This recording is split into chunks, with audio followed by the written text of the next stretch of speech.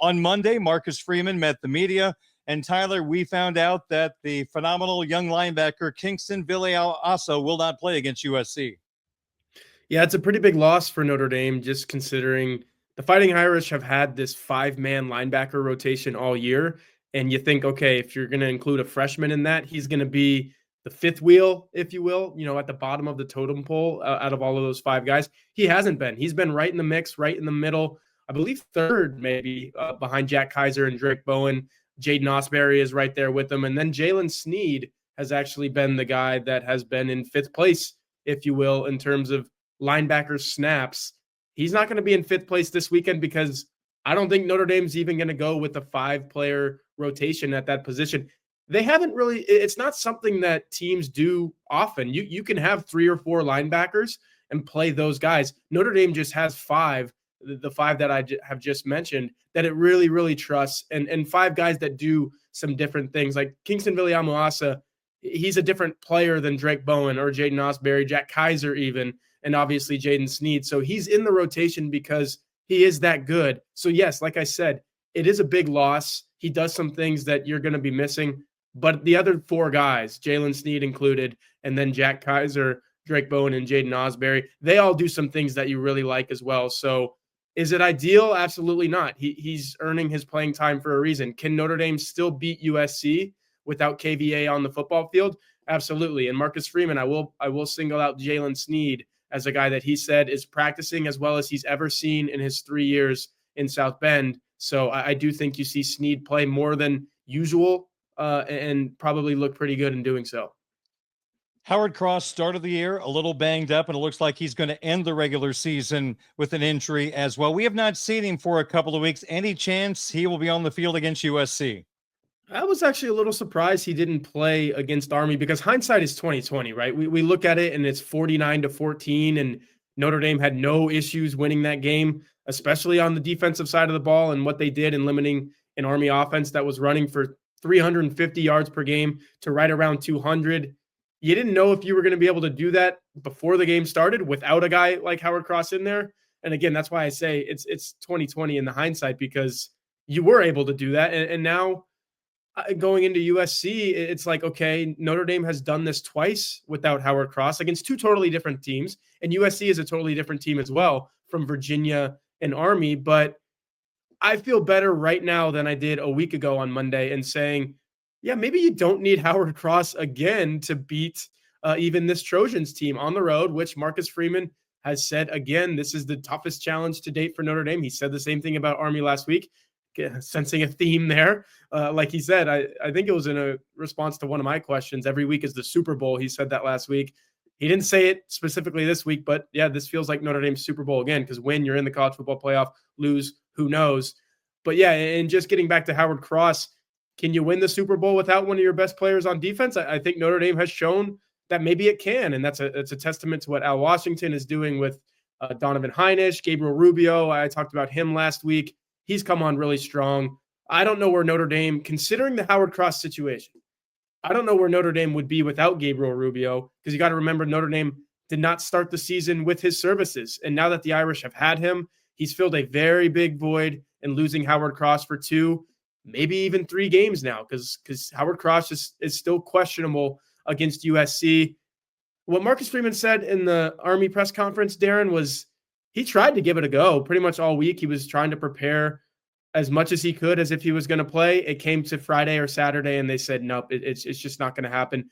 That's probably what Howard Cross's week looks like again, maybe even to a healthier degree, because he's had those 2 weeks where he did not suit up and play on Saturday. So again, I'm in a situation where would not be surprised if he plays against USC on Saturday, considering the stakes.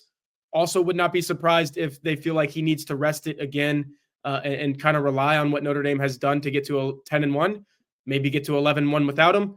And then obviously we would see him in the college football playoff.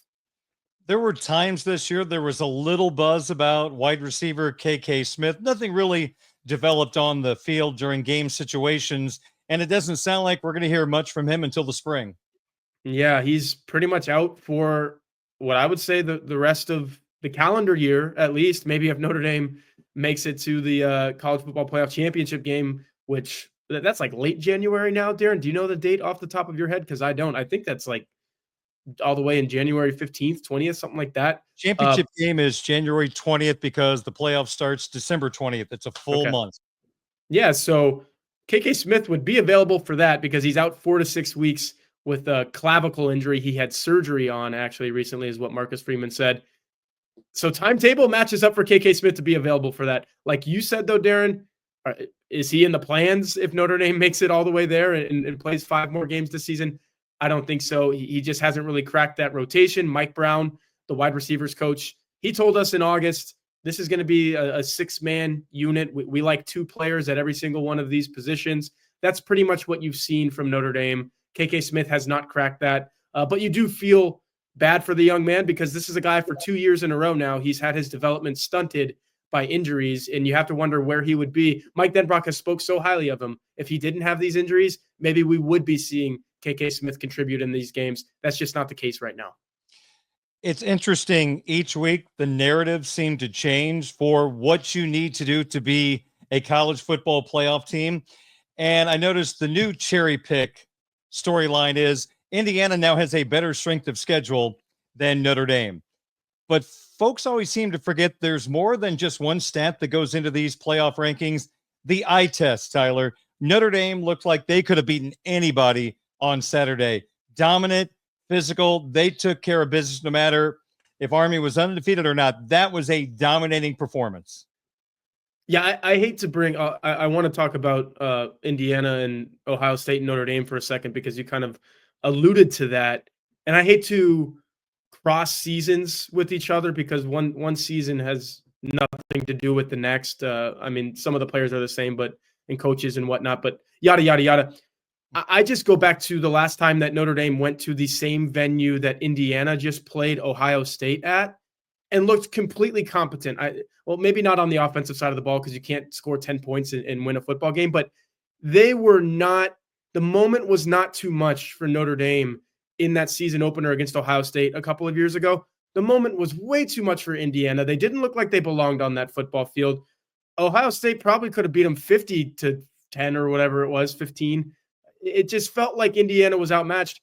Notre Dame, that version of Notre Dame a couple of years ago, and this version of Notre Dame as well, would not fall into that trap. I have a very hard time believing that Marcus Freeman's team that has won 9 games in a row now would go to the Horseshoe in Columbus and lose by 23 points to this version of Ohio State. I don't see it happening. That's where the eye test comes in, Darren. And the eye test also comes in, like you said, with Notre Dame beating Army, an undefeated team, ranked, piling up all these yards, looking very good against everyone it's gone against.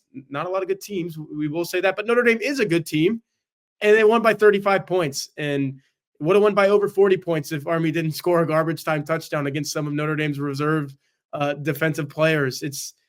Notre Dame is absolutely passing the eye test, potentially better than anyone else in the country right now. When you factor in how much they're winning by, the way that they're winning, the offense getting better, the defense being one of the best in the country. Who has a better one right now, Darren? I'm not sure. We talk about it all the time, how I went to the University of Texas. Maybe Texas has as good as a defense as Notre Dame, but I'm not sure. Like, if you look at the numbers and you look at what Notre Dame has done against these teams, like, I'm willing to go as far as to say that Notre Dame is doing defensively to its opponents something that no other team in the country would do. And that is something that Indiana obviously could not say. Notre Dame's defense is way better than that of Indiana. And Notre Dame is a better football team than Indiana in a lot of other ways as well.